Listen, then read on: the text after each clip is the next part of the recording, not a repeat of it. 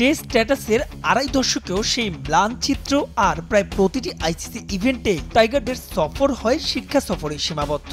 সেই চিরচেনা ব্যাটিং দৈন্যতা পরের ম্যাচে ঘুরে দাঁড়ানোর গল্প ওসব শুনতে শুনতে সমর্থকরাও ভীষণ ক্লান্ত। ক্রিকেটে কুলিন ভারতের বিপক্ষে জয় না হোক, চ্যাম্পিয়ন্স ট্রফিতে নিজেদের প্রথম ম্যাচে আরও অন্তত প্রতিদ্বন্দ্বিতা আশা করেছিলেন টাইগার ভক্তরা।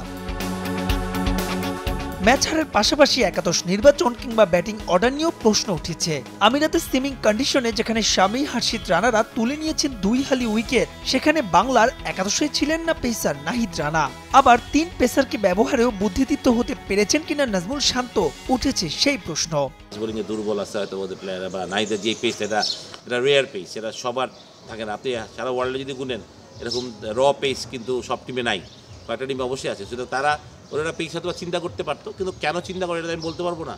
কারণ সাকিব ইন্টারনেটে খারাপ করছে সেটা আপনি বলতে হবে না। মুস্তাফিজ, তাসকিন দুজনেই সিনিয়র প্লেয়ার, তাদের এক্সপিরিয়েন্স ভালো। তবে হ্যাঁ, মানে আমার মনে হয় যে যেরকম উইকেট ছিল সেখানে হয়তো আমরা সাকিবকে নতুন বলটা করালেও পারতাম। সুপার প্লেয়ারদের ক্লিয়ার চয়েস, ক্লিয়ারম্যান। নাম্বার 4-এ মিরাজ ব্যাটিং করলো। মিরাজও এক্সপিরিয়েন্স, আমার মনে হয় অ্যাবিলিটি আছে, বাট মিরাজ কি গুড নাম্বার 4 কিনা এটা এখনও কিন্তু রেডি হয় না এগেন্স্ট কোয়ালিটি ফাস্ট বোলিং। মানে আমার মনে হয় যে মিরাজ যে কাজটা 6-7 করতে পারে, বাংলাদেশের খুব ভালো কাজ করতে পারে, সেটা আমরা জানি না কতটুকু 4-এ করতে পারে। টিম ম্যানেজমেন্টই ভালো বুঝবে হয়তো, বা আমরা কি কাউকে উইকেট বাঁচাতে গেলাম কিনা। কারণ ওয়ানডে ক্রিকেট আপনি বাঁচানোর কিছু না, এই জিনিসগুলোকে আমার মনে হয় যে একটু অ্যাড্রেস করতে হবে। যার যার পজিশনে তাকে। আপনি কি বলেন ইন্ডিয়া টিমে কি ব্যাটিং অর্ডার চেঞ্জ হচ্ছে, বা ইংল্যান্ড টিমে কি ব্যাটিং হচ্ছে? এত ফ্রিকুয়েন্ট আমরা চেঞ্জ করে ফেলি সব কিছু, আমার মনে হয় এটা কোনো দরকার আছে। ক্রুশাল মোমেন্টে সহজ ক্যাচ মিস, হাফ চান্সগুলোকে পূর্ণতা দিতে না পারা, রান আউটের সুযোগগুলো কাজে না লাগানো, সব মিলিয়ে ফিল্ডিংও হয়েছে চাচ্ছে তাই। এইসব ম্যাচে আমাদের ফিল্ডিংয়ে ক্যাচিং বা রান আউট চান্সেস বা একটা রান স্টপ করা, বাউন্ডারি স্টপ করা খুব ইম্পর্টেন্ট। সেই জন্য আমাদের জন্য ফিল্ডিংটা একদম 100-100 হতে হবে। সুতরাং এইটিকে আমাদের মনোযোগটা আরও বাড়াতে হবে। বেস্ট ফিল্ডারদের যারা ভালো তারা তো ভালোই, যারা একটু উইক আছে তাদেরকেও আরও বেশি কষ্ট করতে হবে, কাজ করতে হবে। সবশেষ 13 ইনিংসে মোটে 150 দেখা পাওয়া মুশফিককে নিয়েও শঙ্কা আছে টাইগার শিবিরে।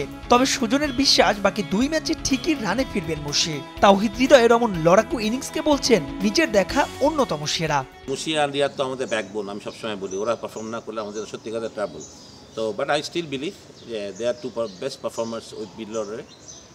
মানে আমি বলবো না যে ওরা অনেক দিন খেলছে ছেড়ে দেওয়া। আমি বলি they are the right person to take a decision, কখন তাদের ছাড়তে হবে না হবে, খেলবো কি খেলবো না, কি হবে না হবে, এগুলো আসলে অনেক পরের কথা। রাওয়ালপিন্ডিতে বাকি 2 ম্যাচ জয়ের যে সামর্থ্য আছে বাংলাদেশের, তাও মনে করিয়ে দিলেন সুজন। বললেন নিজেদের প্রতি বিশ্বাসের পাশাপাশি বিকল্প নেই একটা দল হয়ে খেলার। মাহবুব রিমন, সময় সংবাদ, ঢাকা।